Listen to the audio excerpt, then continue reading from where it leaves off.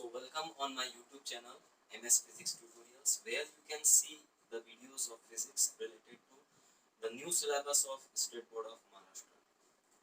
Dear students, नए syllabus के मुताबिक फिजिक्स में टोटल 16 चैप्टर्स जो है तो इंक्लूड किए गए हैं, जिसकी बुक 364 सफ़ात पर मुश्तमिल है। जबकि हम कंपेयर करें पिछले सिलेबस से, तो पिछले सिलेबस में टोटल 20 यूनिट्स हुआ करते थे और उसकी बुक जो थी वो 300 नियर अबाउट 340 पेजेस पर मुश्तमिल थी।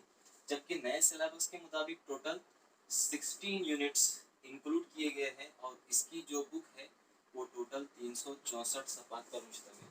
अगर हम दोनों सिलेबस में कंपैरिजन करें, means this is old and this is new one, तो ओल्ड सिलेबस में चैप्टर्स की तादाद ज़्यादा थी और न्यू सिलेबस में चैप्टर की तादाद जो है कम है। भले ही चैप्टर की क्वांटिटी को कम कर दिया गया है, लेकिन उसकी क्वालिटी को बढ़ा दिया गया है।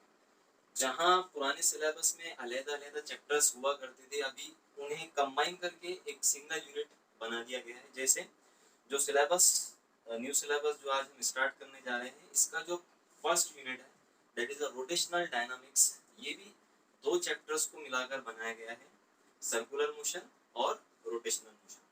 तो आइए उसी चैप्टर की हम जो है आज शुरुआत करेंगे। That is the chapter number 1, rotational dynamics. Chapter number 1 is a rotational dynamics, जिसे हम गर्दिशी हरकियात भी कह सकते हैं। ये चैप्टर का जो हाफ पोर्शन है वो डिपेंड करता है सर्कुलर मोशन पे, दैट इज अ दायरवी हरकत पे। तो दायरवी हरकत को हम सबसे पहले समझेंगे, दायरवी हरकत किसे कहते हैं। तो सबसे पहला जो क्वेश्चन है that is what is mean by circular motion. दायरवी हरकत, सर्कुलर मोशन, सिंपल सी इसकी डेफिनेशन है कि किसी भी जर्रे की या किसी भी ऑब्जेक्ट की दायरे की मुहित पर हरकत को हम दायरवी हरकत कहते हैं। A motion of a particle along the circumference of the circle is called as a circular motion. तो फर्ज करेंगे यहाँ पर एक दायरा है, उसका मरकज O है और कोई ऑब्जेक्ट है जो इसके मुहित पर जो है तो दायरवी हरकत अंजाम दे रहा है। फर्ज करेंगे यहाँ से लेकर जो डिस्टेंस है it is a radius of a circle, ये सर्कल का रेडियस है। तो दायरवी हरकत मतलब किसी भी जर्रे की दायरे के मुहित पर हरकत को हम दायरवी हरकत कहते हैं। दायरे का मुहित सभी को पता है, ये जो बाउंड्री नजर आ रही है आपको इस तरह से, ये तो ये दायरे का मुहित कहलाता है। और सभी को जो है तो इसका बेसिक इंफॉर्मेशन भी है कि दायरे का मुहित अगर हम उसका पेरीमीटर कैलकुलेट करें तो इट इज इक्वल टू होता है 2 पाई आर, जहाँ पे आर उसका रेडियस है। तो ऐसी ये बेसिक मालूमात भी आपको है कि ये जो बाउंड्री नजर आ रही है हमको it is a circumference of the circle, ये दायरे का मुहित कहलाता है। तो इस मुहित पर अगर पार्टिकल मोशन अंजाम दे रहा है तो उस मोशन को हम कहेंगे दायरवी हरकत। दायरवी हरकत से हम बहुत ज़्यादा फेमिलियर हैं, हमको पता है।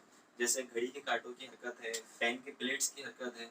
इसी तरह जो प्लैनेट सूरज के गिर्द गर्दिश कर रहे हैं वो इलिप्टिकल होते हैं, लेकिन जनरली कॉमन हम उनको दायरवी हरकत के सेंस में लेते हैं। इसी तरह से इलेक्ट्रॉन की अपने प्रोटॉन के अतराफ जो हरकत होती है वो भी दायरवी हरकत होती है। तो it is a most common motion, हम सब इससे अच्छी तरह से फैमिलियर है।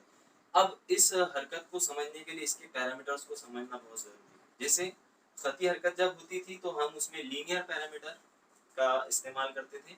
अभी दायरवी हरकत में हम जो है तो एंगुलर पैरामीटर का हम इस्तेमाल करेंगे यहाँ पर। तो शुरुआत करते हैं सबसे पहले। 11 क्लास में भी ये पोर्शन हो चुका है, तो जस्ट फॉर योर नॉलेज हम उसको रिपीट करेंगे कि आपको पता है कि मरकज से फर्ज करेंगे यहाँ पर एक पार्टिकल है एट अ पोजीशन ए।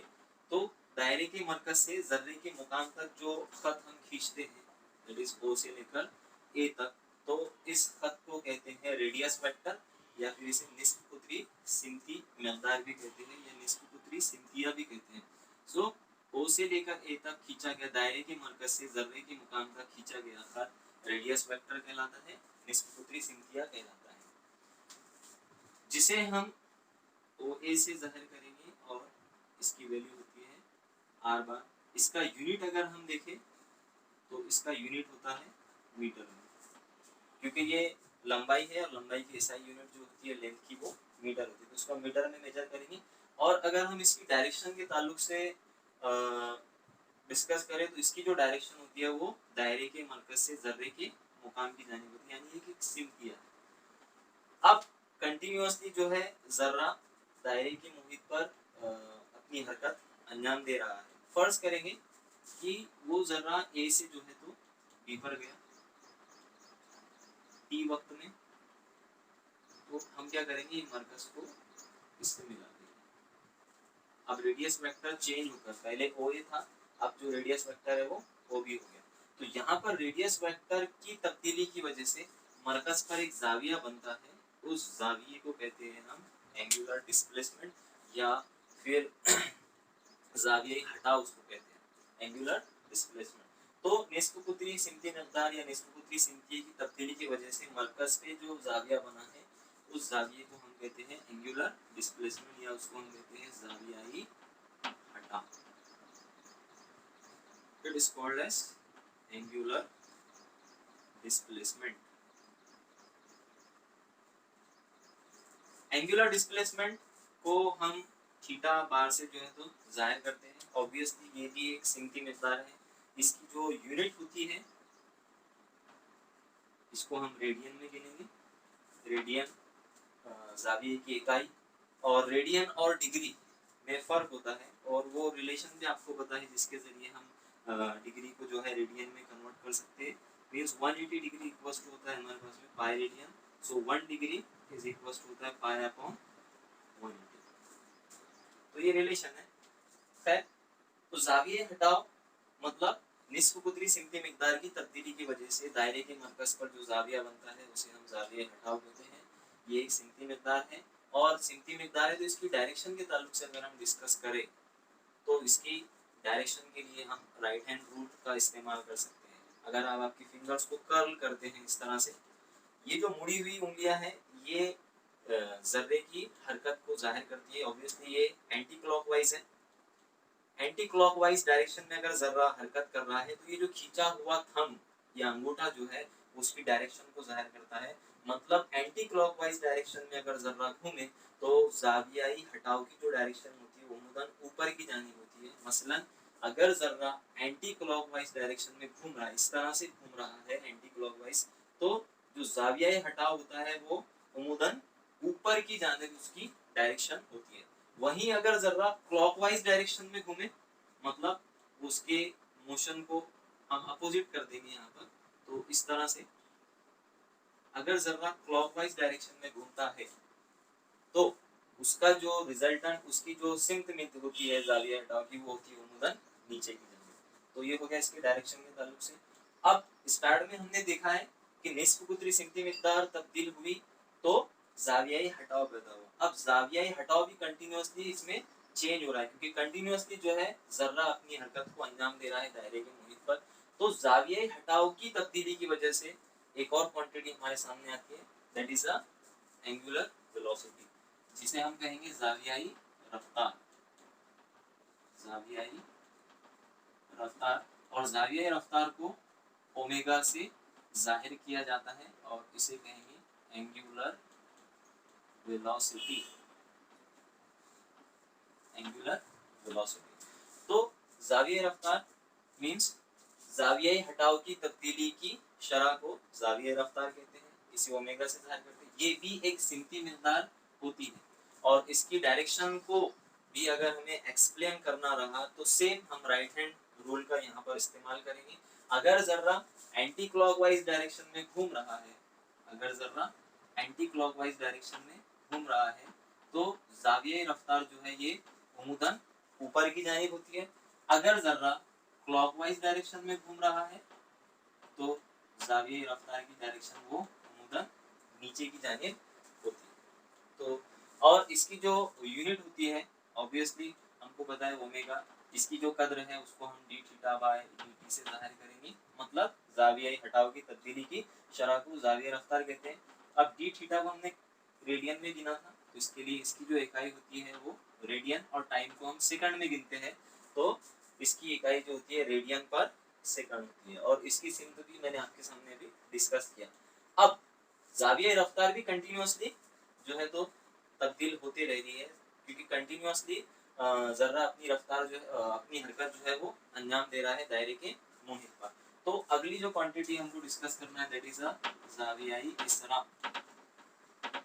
ज़ावियाई इसरा को हम अल्फा से जाहिर करते हैं और इसे कहेंगे हम एंगुलर एक्सेलरेशन।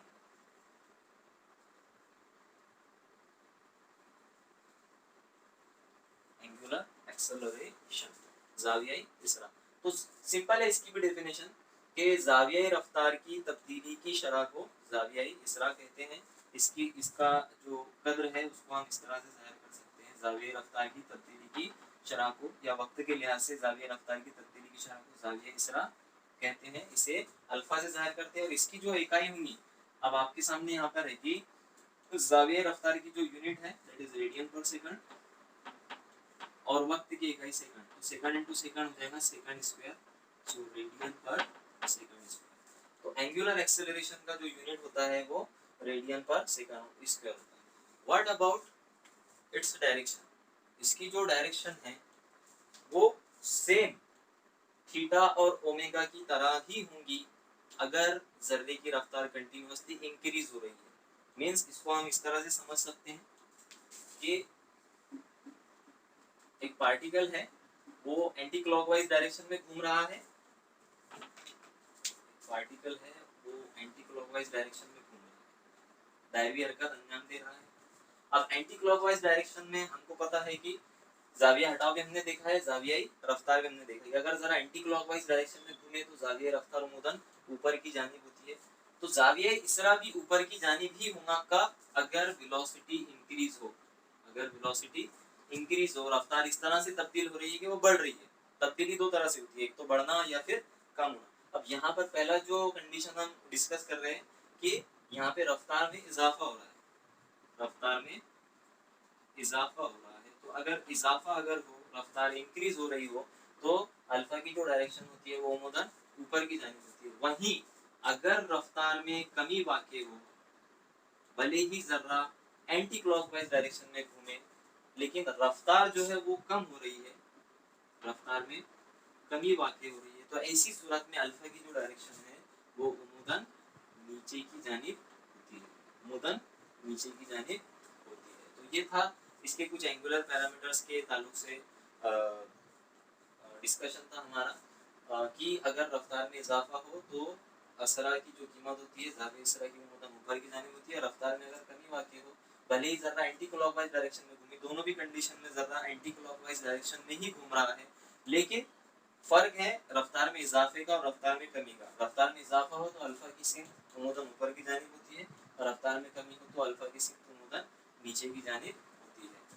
इसके बाद हम कुछ और बेसिक इंफॉर्मेशन जो है हासिल करेंगे।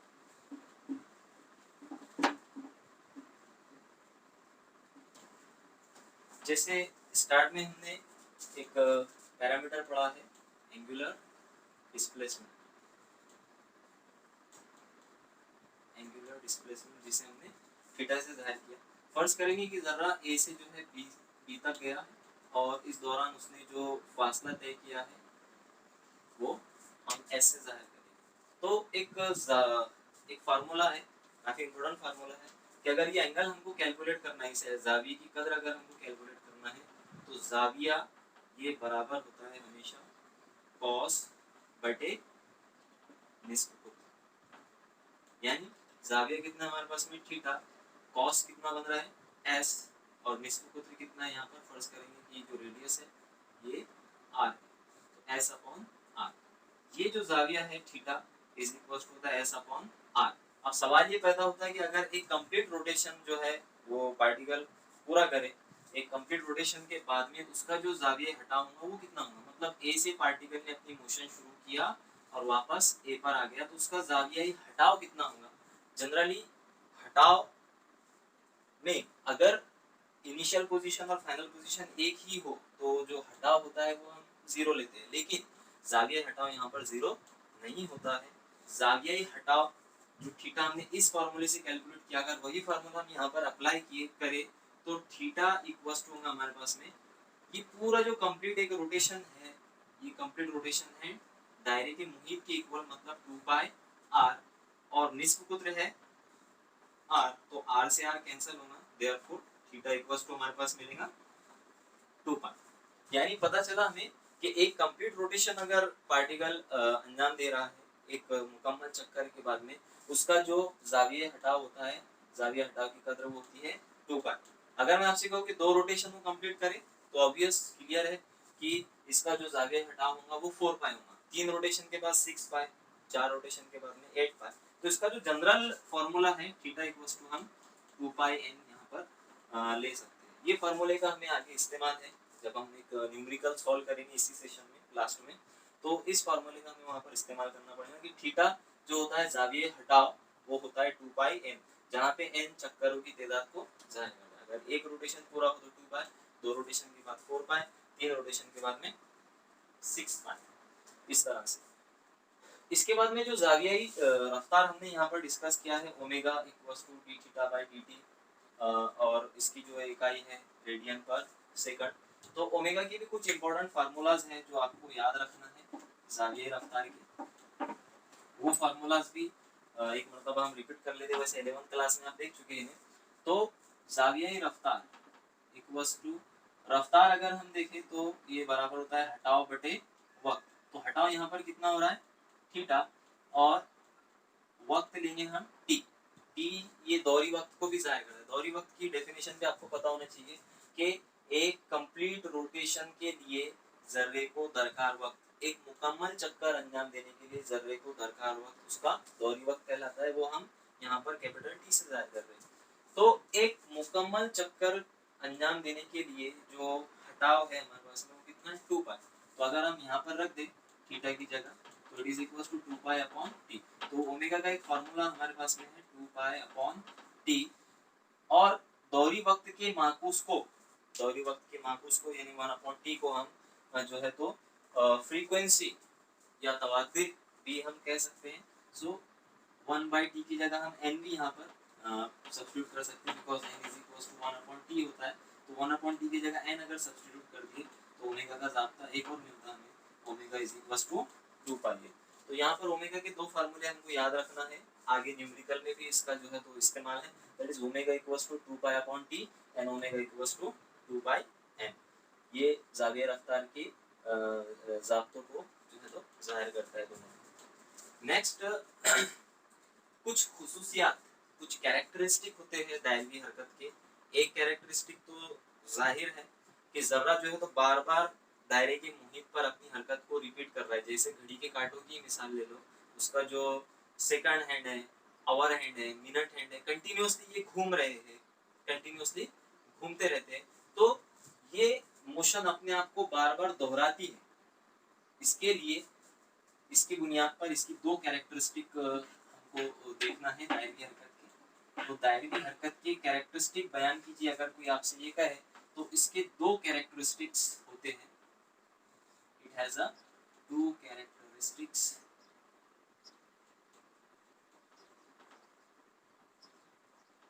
फर्स्ट वन, पहले नंबर पर ये जो हरकत है ये बार बार अपने आप को दोहराती है, और ऐसी हरकत को दोहरी हरकत कहते हैं, दोहरी हरकत। तो पहली जो खूबी है सर्कुलर मोशन की, पहली जो कैरेक्टरिस्टिक है वो ये है कि ये दोहरी हरकत है, मतलब पीरियोडिक मोशन है।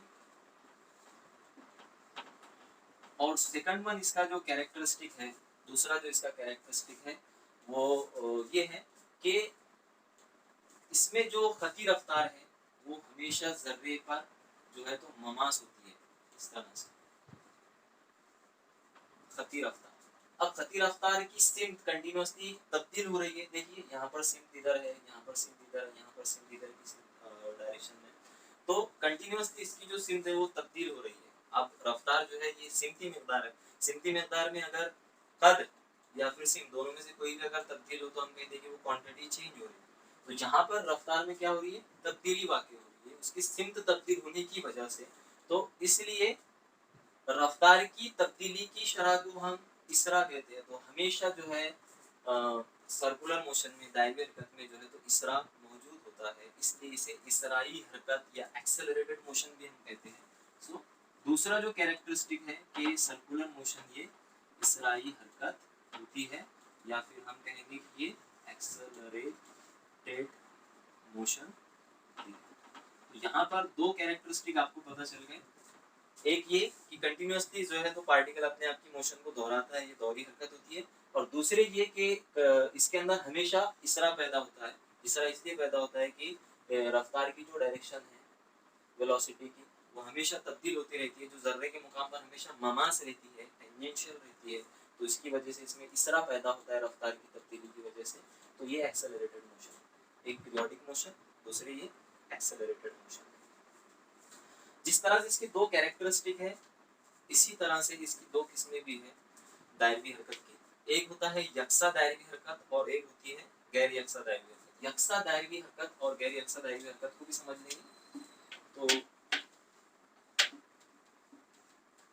सबसे पहले यहाँ पर देखेंगे हम यकसा दायरवी हरकत। यकसा दायरवी हरकत, इसे कहेंगे uniform circular motion. Uniform circular motion किसे कहेंगे? जैसे कोई पार्टिकल है और वो दायरे के मुहित पर अपनी हरकत को अंजाम दे रहा है, इस तरह से हरकत अंजाम दे रहा है कि उसकी जो चाल है, उसकी जो स्पीड है वो कांस्टेंट है। अगर जर्रा v कांस्टेंट, उसकी चाल अगर कांस्टेंट हो या मुस्तकिल हो, तो मुस्तकिल चाल से अगर कोई जर्रा दायरवी हरकत अंजाम दे रहा है तो ऐसी हरकत को हम यकसा दायरवी हरकत कहते हैं, यूनिफॉर्म सर्कुलर मोशन। इसे शॉर्ट फॉर्म में यूसीएम भी कहा जाता है, यूनिफॉर्म सर्कुलर मोशन। वहीं अगर जर्रा जो है कंटिन्यूअसली उसकी रफ्तार तब्दील हो रही है, मतलब v is not equals to constant, मतलब उसकी जो चाल है वो मुस्तकिल नहीं है, तो ऐसी रफ्तार को हम कहते हैं गैर यकसा दायरवी हरकत। गैर यकसा दायरवी हरकत, इसे कहते हैं नॉन यूनिफॉर्म सर्कुलर मोशन।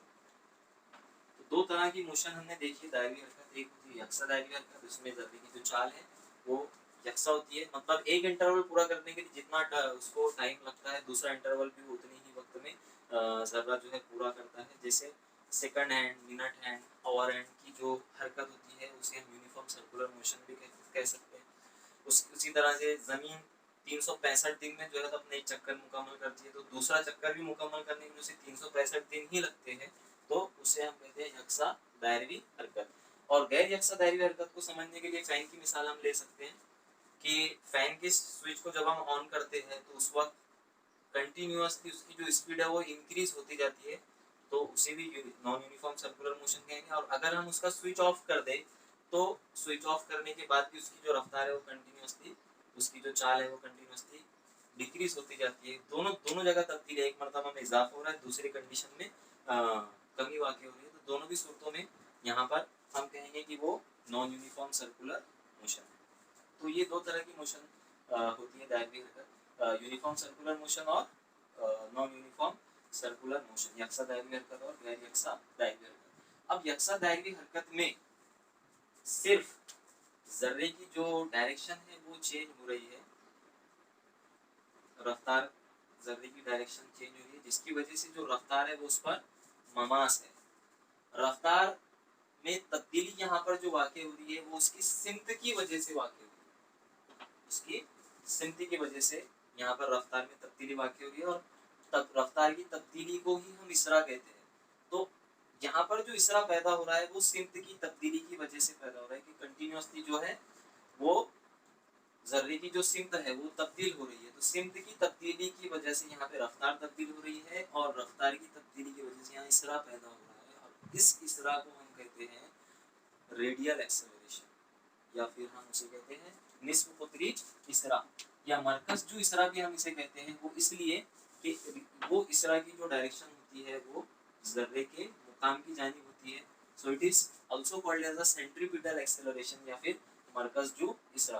तो यूनिफॉर्म सर्कुलर मोशन में एक इसरा हमको देखने को मिला जिसे हम कहेंगे रेडियल एक्सेलरेशन, रेडियल एक्सेलरेशन, या हम कहेंगे इसको निष्क्रिय इसरा, या इसको एक और नाम होता है मरकज जू इसरा। मरकज जू इसरा इसे इसलिए कहते हैं कि इसकी जो डायरेक्शन है वो मरकज की जानिब होती है। इसे हम ए आर से जाहिर करते हैं।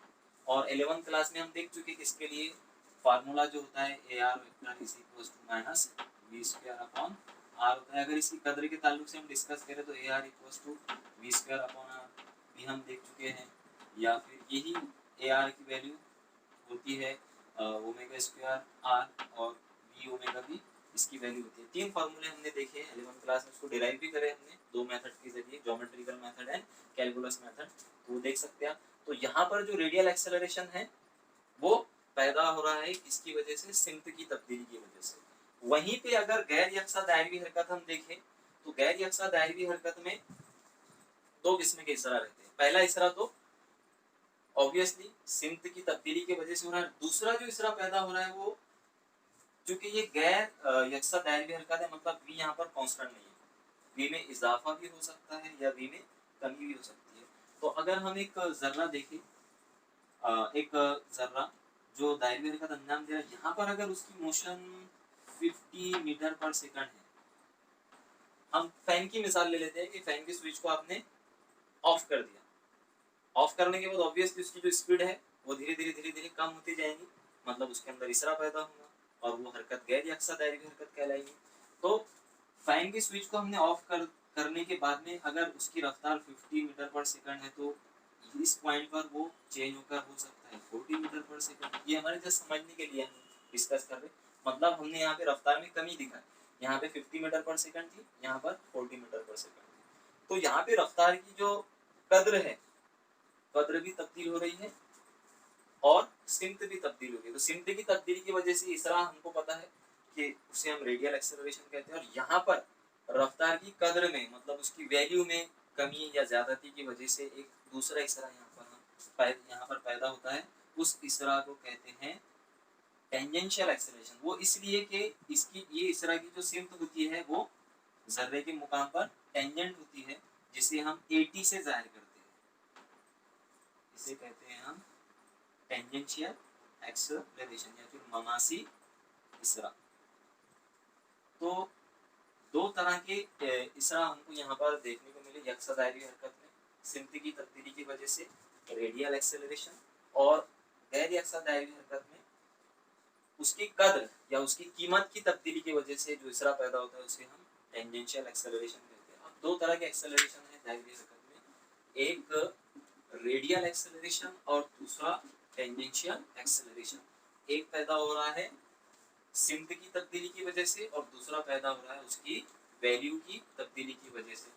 तो 2 तरह की इसरा यहाँ पर है, एक की जो डायरेक्शन है वो टेंजेंट है 80, और एक की जो डायरेक्शन है वो मरकज की जानिब है, दैट इज एआर। अगर हमें इसका रिजल्टेंट निकालना रहा तो रिजल्टेंट ऑब्वियसली दोनों के बीच में रहेगा, दरमियान में ये रिजल्टेंट, एंड ये रिजल्टेंट को हम कैलकुलेट कर सकते हैं under root a r square plus a t square. तो 2 तरह के इसरा हमने यहाँ पर डिस्कस किया है सर्कुलर मोशन में, एक रेडियल एक्सेलरेशन और एक होता है टेंजेंशियल एक्सेलरेशन जिसे हम एटी से जाहिर करते हैं, और मासिक इसरा हम इस ज़ाब्ते से कैलकुलेट कर सकते हैं। लास्ट में एक न्यूमेरिकल हम सॉल्व करेंगे। फॉर एग्जांपल एक फैन है जो 90 रोटेशन पर मिनट की रफ्तार से घूम रहा है, मतलब उसका जो फ्रीक्वेंसी है वो 90 रोटेशन पर मिनट उसकी तवातीर है। तो एक फैन 90 रोटेशन पर मिनट की रफ्तार से घूम रहा है,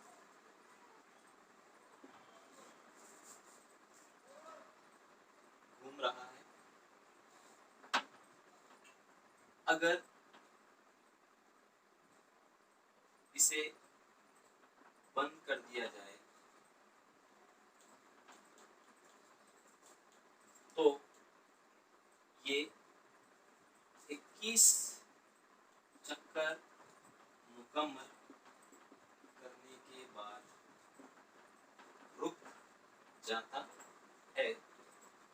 तो रुकने के लिए दरकार वक्त मालूम कीजिए। ये आपके पास में एक न्यूमेरिकल है, एक फैन है जो 90 रोटेशन पर मिनट की रफ्तार से यहाँ पर घूम रहा है, और अगर आपने उसको स्विच ऑफ कर दिया, उसका बटन बंद कर दिए, तो 21 चक्कर वो मुकम्मल करेगा। जब तक वो रुक ना जाए वो टोटल 21 रोटेशन को कंप्लीट करेगा पर मिनट में। हर मिनट में 21 रोटेशन कंप्लीट करते करते वो रुक जाएगा। तो उसको पूरी तरह से रुकने के लिए जो दरकार वक्त है वो दरकार वक्त आपको यहाँ पर कैलकुलेट करके बताना है। तो जो गिवन है न्यूमेरिकल में सॉल्यूशन हम इसका देखेंगे कि जो दिया हुआ है वो सबसे पहले हम यहाँ पर लिख लेंगे। तो सबसे पहली जो चीज इसमें दी हुई है 90 रोटेशन पर मिनट, यानी उसकी इब्तिदाई जो तवातिर है वो हम उसे n0 से जाहिर करेंगे। तो यहाँ पर उसका जो इब्तिदाई तवातिर है वो दिया हुआ है n0 और ये है 90 रोटेशन पर मिनट। अब मिनट ये एसआई यूनिट नहीं है, इसे हम कन्वर्ट करेंगे एसआई यूनिट में, और एसआई यूनिट जो है वो होती है सेकंड। तो एक मिनट में 60 सेकंड होते हैं, तो इसे हम 60 से डिवाइड कर देंगे और इसे हम सॉल्व करेंगे। 3 दूनी 6, 3 3 अपॉन 2 मीन्स 1.5 रोटेशन पर सेकंड। तो n0 हमें यहाँ पर मिल रहा है 1.5 रोटेशन पर सेकंड। दूसरी जो वैल्यू दी हुई है यहाँ पर वो 21 चक्करों की तादाद, मतलब इसके पहले हमने एक फॉर्मूला मैंने आपको बताया कि theta equals to 2 pi n, जहाँ पे n जो है वो चक्करों की तादाद को जाहिर कर रहा है, ये हम इस्तेमाल करेंगे। तो यही फॉर्मूले का हम इस्तेमाल करेंगे इस न्यूमेरिकल में। तो यहाँ पर चक्करों की तादाद दी हुई है हमें 21। तो थीटा कैलकुलेट कर सकते हैं हम, बिकॉज यहाँ पर n इक्वल्स टू है 21, सो थीटा इक्वल्स टू 2 पाई और n की जगह पर यहाँ पर हम पुट अप कर देंगे 21। सो 21 इंटू 2 दैट इज 42 पाई। तो यहाँ पे थीटा भी हमको पता है और n0 भी यहाँ पर पता है। कैलकुलेट करना है हमें टाइम, मतलब रुकने के लिए जो दरकार वक्त है वो वक्त हमको यहाँ पर कैलकुलेट करना है। अब n0 किस लिए दिया हुआ है हमें, कि हम थोड़ी देर पहले हमने एक फॉर्मूला डिस्कस किया है omega equals to 2 pi n। अगर n हमें पता हो तो हम उसकी ज़ाविया रफ्तार यहाँ पर कैलकुलेट कर सकते हैं। तो सबसे पहले हम इस n0 की मदद से ज़ाविया रफ्तार यहाँ पर कैलकुलेट कर लेंगे। सो ज़ाविया रफ्तार भी कौन सी, ओमेगा नॉट, मतलब इसकी इब्तिदाई ज़ाविया रफ्तार। तो इब्तिदाई ज़ाविया रफ्तार इसकी हम कैलकुलेट करेंगे इस ज़ाब्ते से 2 पाई n0, और 2 पाई n0 की कीमत हमें पता है 1.5, डेढ़ को अगर 2 से हम ज़रब करेंगे तो 1.5 इंटू 2 तो ये हो जाएगा 3, दैट इज 3 पाई रेडियन पर सेकंड। ये इसका इब्तिदाई ज़ावियाई रफ्तार है, इब्तिदाई ज़ावियाई रफ्तार है। अब हमें यहाँ पर इब्तिदाई ज़ाविया रफ्तार भी पता है और यहाँ पर हमें तवातीर भी इसका पता है 1.5 रोटेशन पर सेकंड। अब हमारे पास में काइनेमेटिकल इक्वेशंस है जिनकी मदद से हम जो है तो अगर रफ्तार दी हुई है, हटाव दिया हुआ है, तो टाइम हम कैलकुलेट कर सकते हैं। तो काइनेमेटिकल इक्वेशंस का हम यहाँ पर इस्तेमाल करेंगे। लीनियर काइनेमेटिकल इक्वेशन हमको पता है गति रफ्तार के लिए जो हम इस्तेमाल करते हैं v equals to u plus at, और एक होता है v square is equals to u square plus 2as। तीसरी और होती है s is equals to ut plus half at square.